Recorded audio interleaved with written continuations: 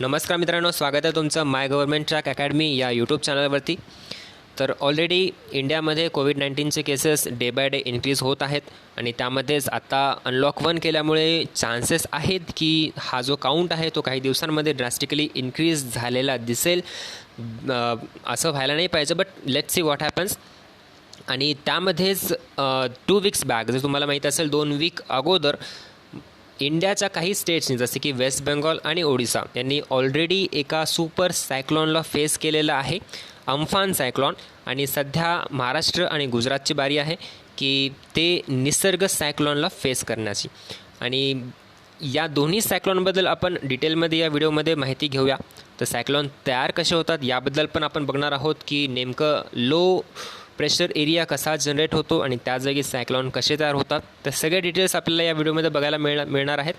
तर before that, जर तुम्ही चॅनलला सबस्क्राईब नसेल केलं तर सबस्क्राईब करा आणि बेल आयकॉन प्रेस करा, जेणेकरून अशाच प्रकारचे अपडेट्स न्यूज तुम्हाला तुमच्यापर्यंत पोहोचतील. ओके, तर त्याआधी एक नजर टाकूया कोरोना व्हायरसच्या केसेसबद्दल इंडियाची.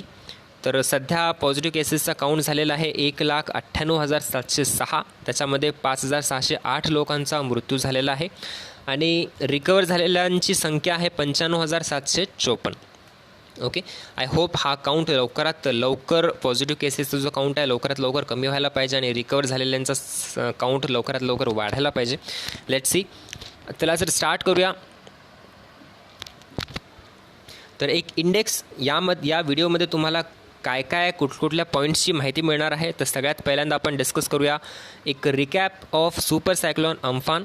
त्यानंतर इंडियन मेट्रोलॉजिकल डिपार्टमेंटचं स्टेटमेंट काय आहे आणि सायक्लॉन नेमकं तयार कसे होतात, लो प्रेशर एरिया कसा क्रिएट होतो आणि तिथून सायक्लॉन कसे तयार होतात ते पण बघणार आहोत.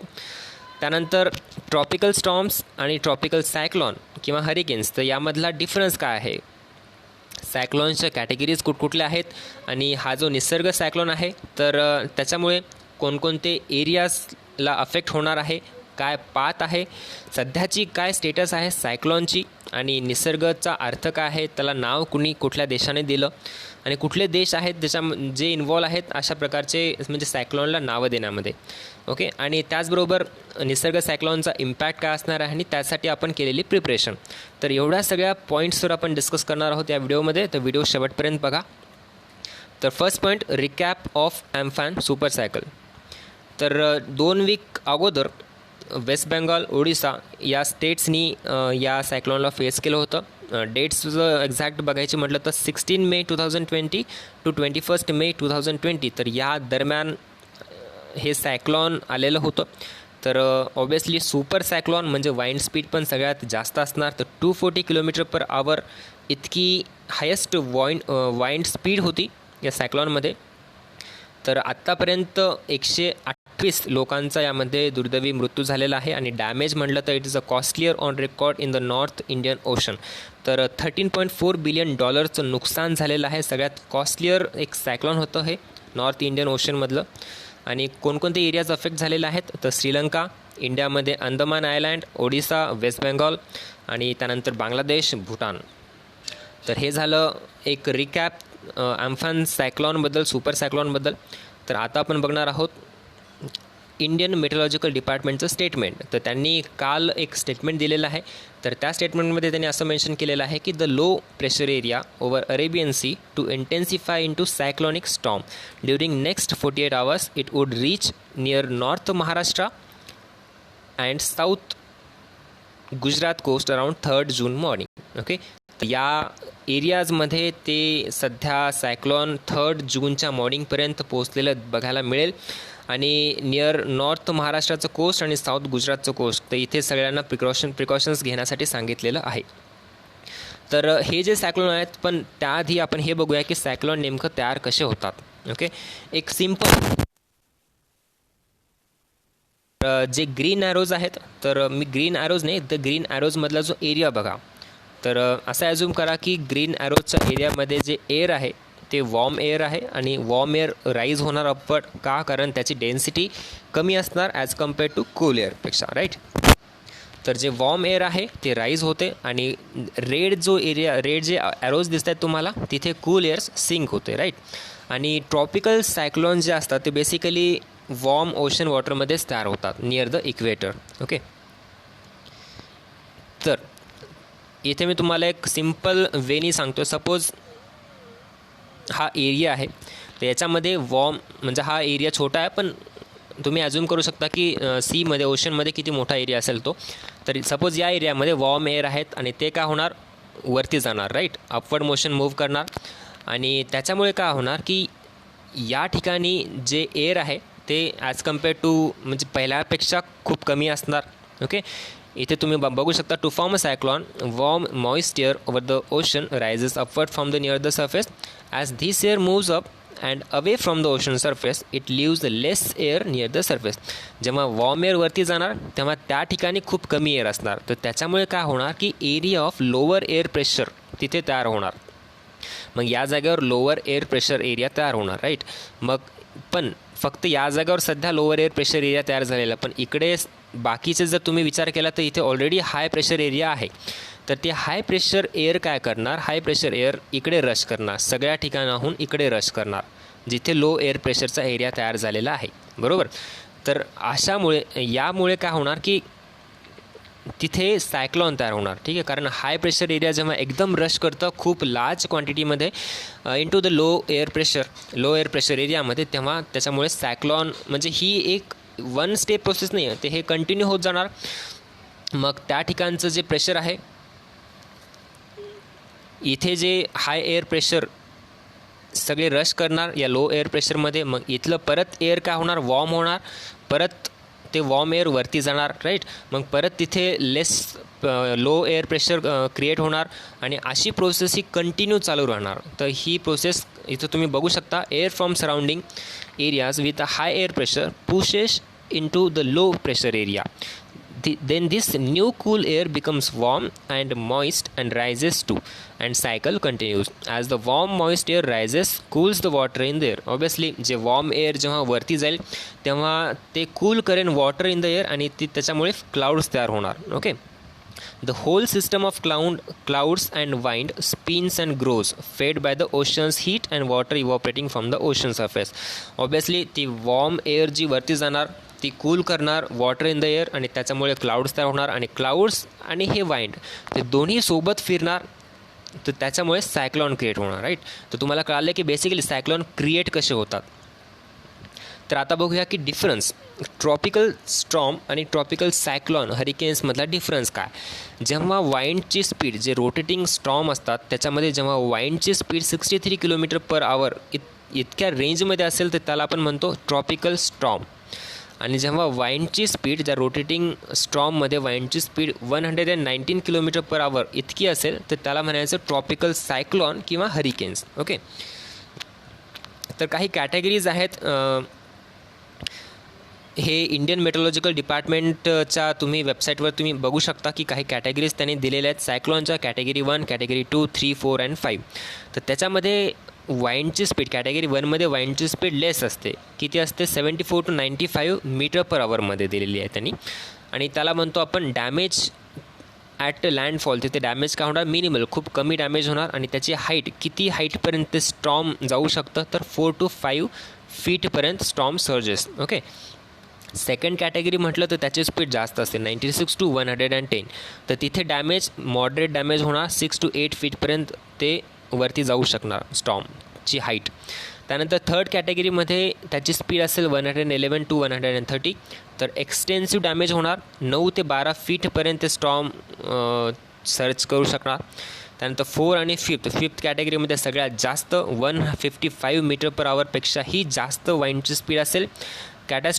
कॅटॅस्ट्रॉफिक डॅमेज होणार इथे खूप बेकार सर्वात जास्त आणि 19 फीटपेक्षाही जास्त स्टॉर्म सर्च करू शकणार. तर हे काही सायक्लॉन्स आहेत, सायक्लॉन्सच्या कॅटेगरीज आहेत. त्यानंतर हे जे निसर्ग सायक्लॉन आहे सध्या तर त्याच्यामुळे कोणकोणत्या एरियाजला अफेक्ट केलेलं आहे. तर इथून बघू शकता तुम्ही की according to the Indian Meteorological Department तर त्यांनी सांगितल्याप्रमाणे जो एरिया आहे कुठल्या 2 रिजनचा एरिया, एक हरिहरेश्वर जो महाराष्ट्र रायगड डिस्ट्रिक्टमध्ये आहे आणि दमन. तर या 2 एरियाजच्या मधला जो लँड आहे, एरिया आहे, तर ते खूप तिथे अफेक्ट होईल या निसर्ग सायक्लॉनचा. इथं तुम्ही बघू शकता की according to the IMD the predicted cyclone is expected to cross the land between Harihareshwar in Maharashtra Raigad district and the city of Daman which is located on the southern edge of Gujarat by afternoon of Wednesday June 3. तर आणि the IMD's path forecast for cyclone निसर्ग shows the storm headed directly for Mumbai. Basically Mumbai north महाराष्ट्राचा जो area आहे आणि साधन कुठला गुजरातचा कोस्ट, तर तिथे जास्त प्रमाणात अफेक्ट होऊ शकतो या निसर्ग सायक्लॉनचा. त्यानंतर सध्याचं स्टेटस काय आहे या सायक्लॉनचं, तर त्यांचे कॅटेगरीज असतात as per IMD Indian meteorological डिपार्टमेंटचे क्लासिफिकेशन्स असतात वेगवेगळे, जसे की depression, deep depression, severe depression. ठीक आहे, तर अशा प्रकारे सध्याचं स्टेटस आहे स्टॉर्मचं डिप्रेशनमध्ये. Currently the storm is depression which is the second category on the Indian Meteorological Department's 8 level cyclone classification. त्यांचं जे 8 सायक्लॉन क्लासिफिकेशन आहे, तर त्यापैकी सध्याचं स्टेटस डिप्रेशनमध्ये which is the second category, and the storm is expected to become a deep depression tonight before intensifying into a cyclonic storm early tomorrow morning. तर सध्या deep डिप्रेशनमध्ये आहे. तुम्हाला नेक्स्ट स्लाईडमध्ये, नेक्स्ट फिगरमध्ये तुम्हाला अजून क्लिअर होईल की काय कसं असतं डीप डिप्रेशन आणि कसं डिप्रेशन असतं ते. तर इथे तुम्ही पाथ बघू शकता, हे इंडियन मेट्रोलॉजिकल डिपार्टमेंटनी त्यांनी डेटा प्रोव्हाइड केलेला आहे. तर त्याच्यामध्ये तुम्हाला या फिगरमध्ये जी रेड लाईन दिसत असेल, तर रेड लाईन काय शो करते, सायक्लॉन्स प्रेडिक्शन पाथ. आणि ग्रीन जो एरिया आहे, ग्रीन जो झोन आहे, तो काय करतो, काय डिनोट करतो, surrounding it is the area the storm might end up in. Okay, तर तेवढ्या एरियामध्ये त्याचा अफेक्ट होणार, या स्टॉर्मचा अफेक्ट होणार. इथे मी तुम्हाला झूम करतो, तुम्हाला इथे क्लिअरली दिसून येईल. पहिल्यांदा तो नॉमेनक्लेचर बघून घ्या. D for depression, DD for deep depression, CS for cyclonic storm आणि SCS for severe cyclonic storm. Okay, तुम्हाला नॉमेनक्लेचर कळालं. डिप्रेशन, डीप डिप्रेशन, नंतर सायक्लॉनिक स्टॉर्म आणि सिव्हिअर सायक्लॉनिक स्टॉर्म. तर स्टार्ट कुठून झालं, इथून नॉर्थ इंडियन ओशनमधून. ओके, तर बघा सध्या स्टार्ट डिप्रेशनपासून झालं, डिप्रेशन, देन डीप डिप्रेशन, नंतर सायक्लॉनिक स्टॉर्म, मग जवळ नॉर्थ कोस्ट ऑफ महाराष्ट्रामध्ये जवळ येताना इथे तुम्ही बघू शकता हा जो एरिया आहे रेड मी पॉईंट केलेला, तो सिव्हिअर सायक्लॉनिक स्टॉर्म आहे, म्हणजे सिव्हिअर. त्यानंतर जसं जसं वरती जाणार तसं सायक्लॉनिक स्टॉर्म आणि MP जाऊन इथे एंड होणार डिप्रेशन, राईट. तर हा आहे पाथ त्यांनी सांगितलेला IMD प्रमाणे.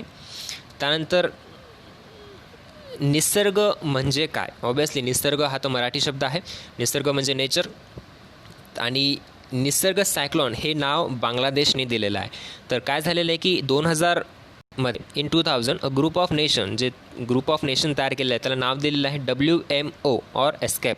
WMO म्हणजे वर्ल्ड मेट्रोलॉजिकल ऑर्गनायझेशन, किंवा एस्केप म्हणजे United Nations economic and social commission for Asia and the Pacific, which comprised Bangladesh, India, the Maldives, Myanmar, Oman, Pakistan, Sri Lanka and Thailand decided to start naming cyclones in the region. म्हणजे त्यांच्या रिजनमध्ये जे सायक्लॉन्स तयार होतात, तर एवढे कंट्रीज त्यांना नाव देऊ शकतात. तर सध्या हे सायक्लॉन, निसर्ग जे सायक्लॉनचं नाव आहे त्याने बांगलादेशनी दिलेलं आहे. ओके, निसर्गाचा अर्थ ऑब्वियसली नेचर होतो. तर त्याचा इम्पॅक्ट काय असणार आहे, निसर्ग सायक्लॉन जे येणार आहे तर त्याचा इम्पॅक्ट काय असणार आहे, तर June 2 ट्यूजडे म्हणजे आज, moderate to heavy rain over Konkan including Mumbai and Goa. Same June 3 त्याच्यामध्ये अजून एरियाज ॲड होतील, जसे की Maharashtra, western region, southern Gujarat, Daman and Dadra Nagar Haveli. Okay, June 4 पण ते स्टेटस असेल, मॉड टू हेवी रेन. आणि वाइंडची speed obviously severe cyclonic storm पण आहे त्याच्यामध्ये near the north coast of Maharashtra. तर त्याच्यामुळे cyclonic storm is going to result in strong winds across the Indian west coast over next few days. आणि sea condition is also expected to be rough and fishermen have been advised not to venture out to sea. तर हे आहे impact निसर्ग सायक्लॉनचं. आणि काय preparation घेतलेलं आहे सध्या इंडियन गव्हर्नमेंटनी, महाराष्ट्र स्टेटनी आणि गुजरात स्टेटनी. इथून बघू शकता की yesterday meeting was held in Delhi to review preparedness for cyclone Nisarga. The national disaster response team NDRFनी ऑलरेडी 20 टीम त्यांच्या डिप्लॉय केलेल्या आहेत. त्यापैकी 11 टीम ज्या गुजरातमध्ये डिप्लॉय केल्या आहेत, 10 टीम्स महाराष्ट्रामध्ये डिप्लॉय केला. ठीक आहे, 20पेक्षा जास्त टीम त्यांनी डिप्लॉय केलेल्या आहेत. तर लेट्स सी काय इम्पॅक्ट होणार, कारण अजून सध्या त्याचा काही इम्पॅक्ट सध्या जाणवलेलं नाही आहे, डिझास्टर झालेलं नाही आहे काही. आय होप काही व्हायला नाही पाहिजे, कारण ऑब्वियसली पूर्ण देश सध्या कोविड-19च्या पॅन्डेमिकमधून जात आहे आणि त्यामध्येच आपण ऑलरेडी सुपर सायक्लोनला फेस केलेलं आहे अम्फान, आणि त्यामध्ये हे सेकंड सायक्लोन आहे निसर्ग. तर let's hope for the best. So that's the end of the video, आणि thanks for watching. Do like, share and subscribe to My Government Tech Academy. Thank you so much for watching this video. Thank you.